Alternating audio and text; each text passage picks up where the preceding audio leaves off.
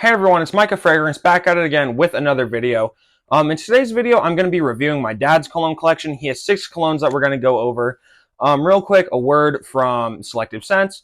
They still have a couple of promotions going on, so if you guys are looking for some really good price decants, definitely go into the link in my bio or the link in the description of this video. Check it out. It's a great way to support me, and they just got some awesome fragrances that you can sample for pretty cheap. They're pretty fair priced.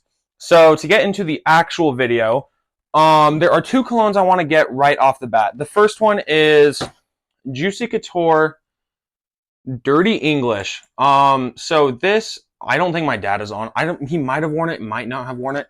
As you guys can see, it still has the wrapping on the little emblems that it's on, but I'm pretty sure, as you guys can see by the bottle, he's probably worn it a couple times. Now, to get into the note breakdown, this is not my first impressions. I've smelled all of these, so I do have the note breakdowns, but this one, top notes of cedar, mandarin orange, cardamom, bergamot, and caraway. I might have spelled that wrong, but I think caraway is a thing. But I just want to spray that because that's an okay opening. It's nothing too special. It's, slightly citrusy, kind of, I don't know, almost powdery like. And I will get to a note that I was really excited about. You guys will know as soon as I say it. But then leather, atlas, cedar, sandalwood, vetiver, and marjoram. I don't know if I'm saying that correctly. For the middle notes, base notes of oud, which that's what I was really excited about. I've never smelled a fragrance that has oud in it. That's why I wanted to get it, right off the bat, so I could actually see how the oud would be in this fragrance. Ebony wood, musk, oak moss, and amber. So this is, I would say, if anything, it's more of a cooler weather fragrance. I could probably see you wearing this in spring. I don't know what I would say for summer, but I don't know. This stuff smells good. It's kind of throwing me off a little bit. I don't know if I am smelling that oud and I'm just not used to it, although it could be a bunch of other stuff I'm smelling. It does smell nice. It smells masculine. Kind of smells almost a little outdated in a good way, if that makes sense. Like, this almost reminds me of something from the past, but really not in a bad way. I know when you hear a fragrance is outdated, you probably think, oh, I don't want an outdated fragrance. This smells like the 2000s in a good way. I like it. I definitely do want to see it once it sits down, because I really like this stuff when it's dried down. I've never smelt it when it's first sprayed. The opening is just okay. The next fragrance that I want to get into is Oak by Bath and Body Works. So something interesting about this fragrance, this was the first fragrance I had probably ever smelt in my life. Purposely smelling the fragrance, not I walk past someone that has cologne on. But this originally, you could buy it for about $30 at Bath and Body Works, but now it's over like $200 because it's discontinued, but it's still so popular. But yeah, like I said, this was kind of my first, real introduction to fragrances.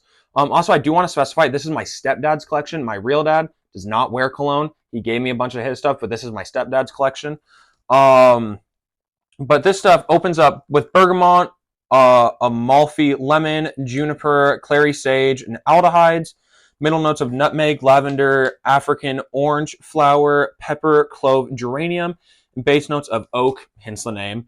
Virginia cedar, musk, sandalwood, vetiver, coffee, and patchouli. So I had no clue if this had coffee in it. My mom said she doesn't like this fragrance, but this, just smelling it, super nostalgic, and it just smells amazing. We're going to do a spray.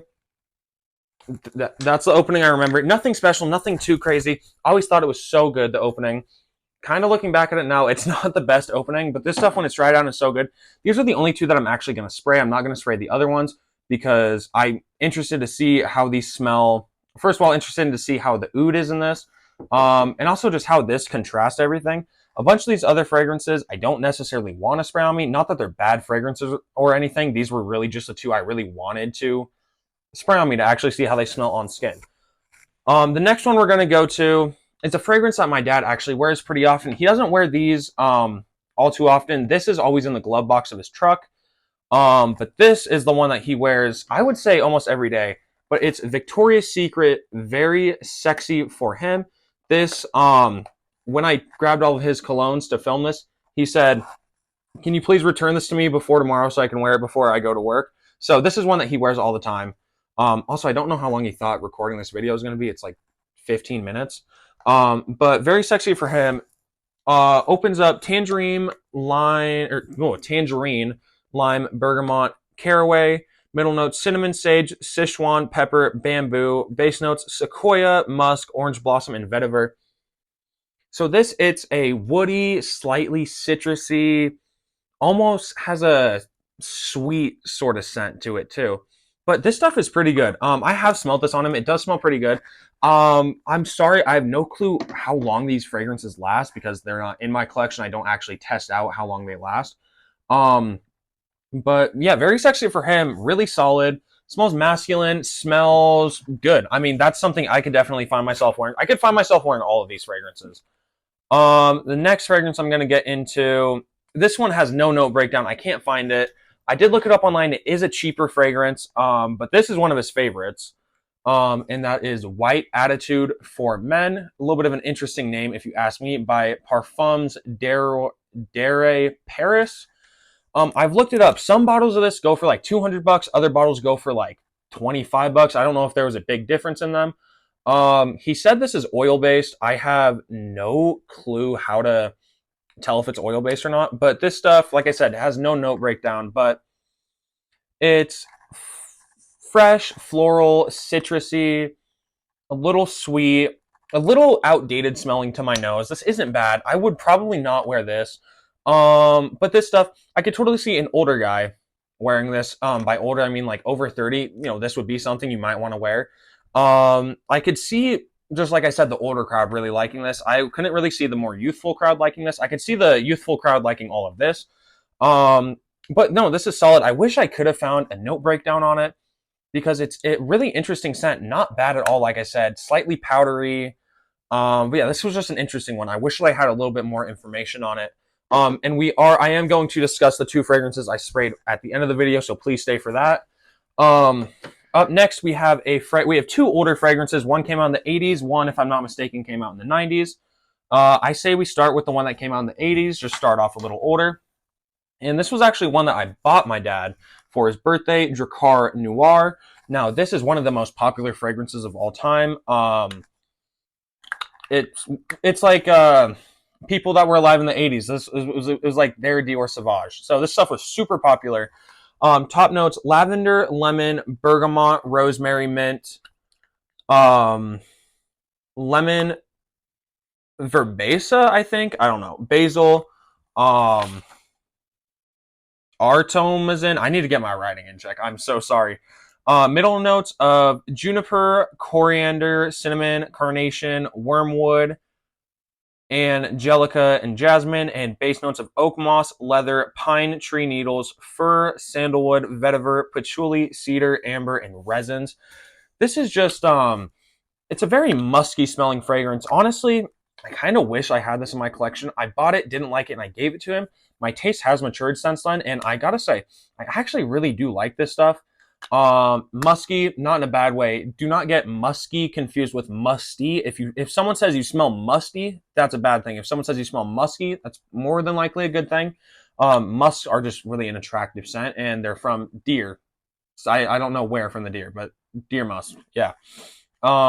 This stuff doesn't necessarily smell outdated in my nose. I can see how to some people it smells outdated, but this is something I totally wear today. When would you wear this? Winter and fall, obviously. I could see someone rocking this in spring, probably not summer, but if it's a cooler summer night, I can definitely see someone wearing this. It smells super nostalgic. It smells, someone I've hung out with before has definitely been wearing this. Not my dad though, interestingly enough. So I don't know. It's just a really familiar fragrance. And the last fragrance, which Drakkar Noir was the one that came out in the 80s. Last fragrance that came out in the 90s is Issey Miyake's L'Eau d'Issey pour Homme. Another one of the most popular fragrances of all time. This stuff is good. This one has kind of an interesting note breakdown. It has a couple notes you don't see all too often.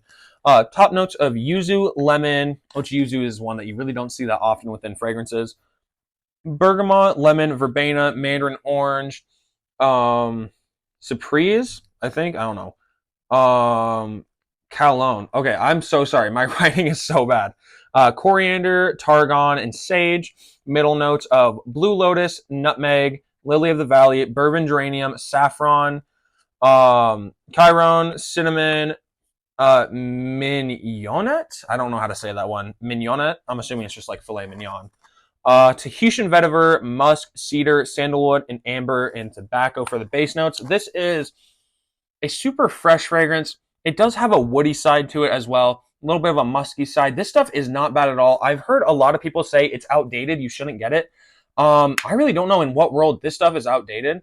I can, like I said, I can kind of see the argument for Dracar Noir, although I would still wear that.